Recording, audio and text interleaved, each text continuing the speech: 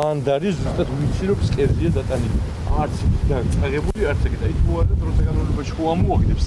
მტკვრის ფსკერსა და ზედაპირზე მაშველები 13 წლის მოზარდს უკვე 24 საათზე მეტია ეძებენ. ძებნის ოპერაცია ავჭალის დასახლებიდან ძველი თბილისის ტერიტორიამდე მიმდინარეობს. წყალში გაუჩინარებული არასრულწლოვნის პოვნას მყინთავები სპეცტექნიკით შემთხვევის ადგილის მიმდებარე ტერიტორიაზე 9 მეტრის სიღრმეში ცდილობენ.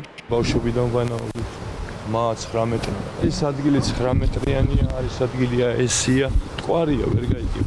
მოზარდი ავჭალის დასახლებაში მტკვრის ნაპირიდან გუშინ 4 საათზე გაუჩინარდა. ადგილობრივების ინფორმაციით 13 წლის ბიჭი თანატოლებთან ერთად მტკვრის პირზე სათევზაოდ იყო გაპარული. მოზარდს ფეხი დაუცდა და დინებამ გაიტაცა. ბავშვის გადარჩენას თანატოლები რამდენიმე წუთის განმავლობაში ცდილობდნენ.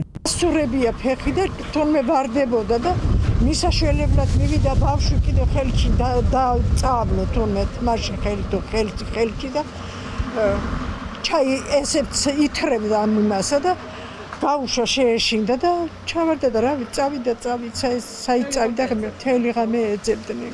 ტერიტორია, სადაც უბედური შემთხვევა მოხდა, სათევზაო ზონა. ადგილობრივები ამბობენ, რომ წყლის სიღრმე 9 მეტრს აღწევს და იქ ბანაობა არ შეიძლება. თუმცა მიუხედავად ამისა, ადგილზე არც ერთი ამკრძალავი ნიშანი არ დგას. მან ბევრი დაიხრჩო შვილო, ადრეს დაიხრჩო და ვერ იპოვეს. მერევე დაიხრჩო ერთი კიდევ ის კი იპოვოს.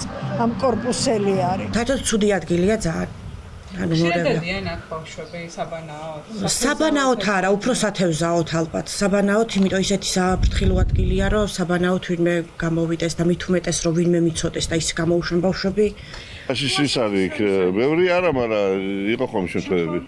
კი, რა არის და თანტრიალებს იქ, თუ არის ცუდობა არ მოჩახვიდე. ავჭალის დასახლებაში უბედური შემთხვევის ეს პირველი შემთხვევა არ არის. ადგილობრივები ამბობენ, რომ მდინარის საშის ზონაში დინებამ არასრულწლოვნების სიცოცხლე სხვა დროსაც შეიწირა. ხო არ არის შვილნამდვილად, მაგათგილი ძალიან ბევრი ბავშვი დაიხრჩო.